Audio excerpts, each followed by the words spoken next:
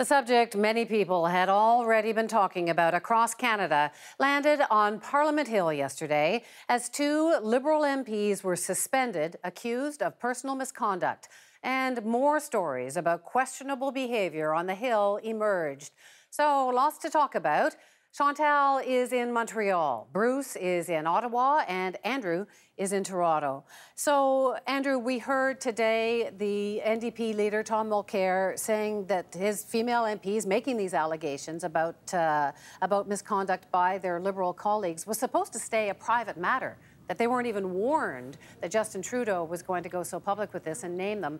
What's your read on that? Well, it shows how little we know about this whole affair. We don't know who the women are. We don't know what the Liberal MPs are accused of having done to them. To hear them tell, they don't know. Well, they weren't told by Mr. Trudeau when he went out and announced that he was going to suspend them. So amongst the things that we don't know is why Mr. Trudeau did not stop to inform, at the very least, to inform the women in question.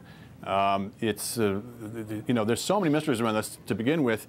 Why the women didn't want to take it public, we're all been discussing for the last couple of weeks why that would be the case. But if that's the case, or didn't want it to proceed any further, why did they then, at least one of them, then go apparently to the Liberals and, talk to Mr. Trudeau about it? I assume wanting him to do something about it, but maybe he misunderstood what they were asking him. Well, I guess that's the question. Now, Chantal, if Justin Trudeau was warned about this, was he supposed to not do anything, or has he taken it too far? I'd be curious to know what Thomas Mulcair would have done if the situation was reversed. From the moment that this Liberal MP comes to the Liberal leader to talk about this, it becomes a matter for the Liberal leader to decide, as in, should I keep these MPs on until I have clarity as to what really happened? Will I be accused one day of having been told this by the MP it happened to and having apparently done nothing, and decided to just move on and have a fatherly talk with MPs. It's kind of a bear trap that he's suddenly in. The atmosphere on Parliament Hill, as you know, is very, very partisan in the lead up to the election. It's not hard. It doesn't take a lot of imagination to imagine one day a few NDP female MPs having a press conference to go public with these complaints and saying, well, we told Justin Trudeau and he did nothing. So it seems to me that as party leader, he had to decide how we would handle these things. And it also seems to me that in the context of the past week, with women coming forward and with the notion that they were not normally getting the hearing that they should get if they did come forward with stories of misconduct, that he probably didn't have any great choices. Bruce? Well, I don't think this has actually become too political yet or overly political yet, although I think there's the potential of that happening. I do tend to agree with Chantal that if you're Justin Trudeau and you're presented with the facts as we understand he was presented with them, you don't really have a lot of good choices. I suppose certainly you have to do something about it, and referring it to the Speaker seems to be, in the absence of a better process, the process that seemed to make the most sense. And then the second question is whether or not he applies some sort of sanctions to his members of Parliament. And I think that really goes to the question of what was the evidence, how did it feel to him in terms of the judgment call about that.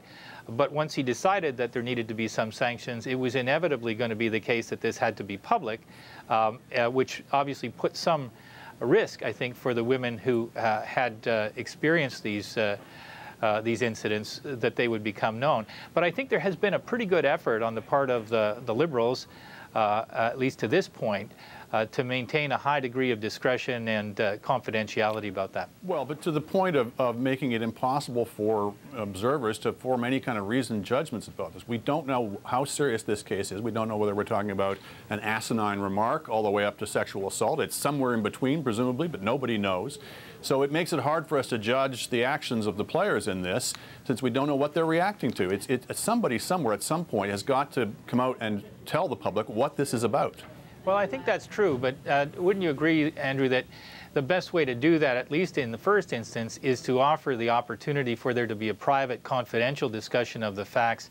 Because I don't think, based on the what I surmise about this, that Mr. Trudeau felt that he had the opportunity really to discuss more of the facts in public without jeopardizing that discretion.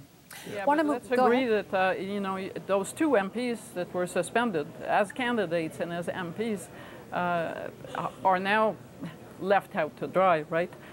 In the absence of a process, in the absence of facts, it's, I agree with Andrew, impossible to judge whether Justin Trudeau exercised good judgment or not, and on what basis all of this is happening. It's opacity in an effort of transparency, and that doesn't really work well.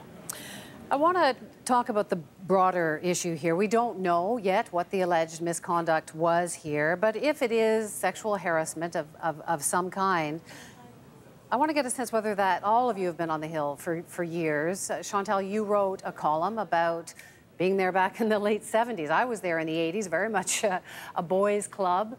Is it still, I mean, did this come as a surprise to you? It came as a surprise to me that it would be MPs and other MPs. I probably was working under the delusion that amongst people who are elected, these kinds of episodes were matters of the past, that it was more something, and harassment is usually something that happens or that can be qualified as such when someone in a position of authority abuses that position to try to exact something. We're not in that context now. So I think the one thing I imagine that after the Gomeshi stuff, there would be people coming forward on the Hill to say, I've had issues. But my imagination did not stretch to MPs and other MPs. What's your sense, Bruce? Is Parliament Hill more conducive to misbehavior? Well, I think it is in some ways, but perhaps not in other ways. Certainly, you have some of the ingredients that can cause a higher incidence of these kinds of incidents on Parliament Hill, and that is you've got people who are away from their families for extended periods of time. You've got, not to be unkind to folks, you've got people with egos, and you've got power relationships that can be awkward and poorly designed to maintain equilibrium, if I can put it that way. I think you've got a lot of partying, you've got a lot of alcohol being consumed on a regular basis. That's just part of life up here and always has been.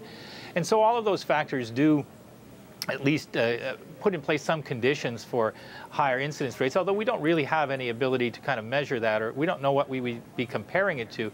On the other hand, I think it's too easy to sort of write off everybody on Parliament Hill and say they're all partying hard and behaving inappropriately. There are a lot of people with very strong ethical backgrounds, high standards that they set for themselves. There are people who know that they're in the public eye and expected to conduct themselves to a high standard. And so I think there are some mitigating factors too. Andrew? Well, just to pick up on a couple of points Bruce made, we do need to be a bit cautious here when we're making sweeping statements about things. We don't actually know how bad it is on Parliament Hill, whether it's worse than other places. But we're in a climate of opinion right now where no one wants to be thought to be minimizing the problem, and so there's a danger that we're going to just make exaggerated statements. That being said, we're talking about power relationships and people abusing power. This is a place that's all about power. In many cases, people don't have the power that they think they should have in their larger professional lives, and they may, be tempted to exercise power improperly in their the intimate circle within their office, where you've got a lot of young people working for older people. So the ingredients are there for people to abuse their power, but we do need to look at it on a case-by-case basis as to whether that has actually happened. Well, we are hearing these cases, alleged cases involving MPs, but they have jobs, they have support systems. The young staffers, Chantal, their positions are pretty precarious. Yes, it's younger people who are on short-term contracts, who are hoping to make a bit of a career and are just starting out, are a lot more vulnerable, not only because they're younger, but also because they want to keep their jobs or their reputations. It's not terribly hard to tell someone who's young, who's just started out, well, if you open up about this, you may have a bad rep for the rest of your professional life. No one's going to want to hire you. And that is easy to believe because it does happen. So that's where there's a huge power imbalance on the Hill, has become between older people who have power and younger people who are starting out in life. So, Bruce, give me a sense, what is the process if someone wants to make a complaint? I guess if you're an MP, there's one process. If you're a staffer, there's something else. Well, I think this is part of the problem, and I think Justin Trudeau alluded to it yesterday, that this is a situation in need of a process. So I'm sure that there are processes that are in place, but I haven't yet heard anybody make the case that they're properly designed, that they can help mitigate these kinds of situations. I think it's the point of comparison that Chantal alluded to of what happens in a corporation is an interesting one, because from a distance, Ottawa can seem like a group of people all working for, in large letters, the federal government or something like that. But in truth, MPs are more like 300-plus independent small businesses. While they tend to follow party edicts on some matters, they have a lot of latitude in terms of how they staff and manage their own office resources and personnel. And I don't think that processes have been built up to help guide them in situations like this, let alone direct them in terms of policy, which is probably necessary going forward. Well, and it sounds like there's a different process for the Senate, for the House, for civil servants. Andrew, is there a process? From what we're learning, not much of one, certainly on the House side. I agree with Bruce that we can't just think of MPs as employees of a corporation. So the standard kind of HR model, I don't think is going to necessarily apply. There's got to be more than usual due process, I would say, because these are people who are also particularly vulnerable to accusations. And because, you know, your reputation in this trade in particular is everything you've got. So we clearly need to have more of a process than we have, which apparently is next to nothing. But I think it also has to be one that's properly tailored to the demands and the circumstances of this particular type of profession. It's been Wendy, we have a commissioners of ethics, and it would probably have served the MPs well this week to have some kind of third party designed to take these complaints, arbitrate them without what we saw happen this week. So rather than have a party leader come to a decision, he could refer cases like that, and it could be settled somewhere else, because that kind of a position doesn't exist. And I don't believe the House of Commons process as it is now offers any remedy. Well, in the wake of the last week or so of talk, there's been a lot of talk of change needed. Bruce, will change come to the Hill in the wake of this, do you think? Yes, I do think it will. I don't know that it'll come in the form of kind of a lot of public discussion about specific policy choices, but I do think that it will come to the Hill. And I think in that sense, the events of this week on the Hill have been helpful. I do think this is a problem that people have, and I don't mean these incidents are a problem that people have known about for some time to suggest that they're growing or anything like that, but more that the lack of a sense of diligence and process surrounding these behaviors or alleged behaviors in these cases is something that people knew needed to be addressed at some point. Last quick point, Andrew and Chantal. I don't know if change will come, but I wonder, you know, we know where this started, but we don't know where it finishes. We don't know whether a floodgate has been opened, whether this is just a one-off. So I'm still curious to see. I don't believe the story is played out. Not over yet, Andrew? Probably not. I think it's, and you know, the change is going to come the same way it's going to come across society. Partly that's from, to the extent that there's more education required from that, but it's also going to come from people just examining their own consciences and understanding that they can't abuse their power in the way that they might have thought they were entitled to. Quite a week and more to come, probably. Thanks so much, all of you, for coming in tonight.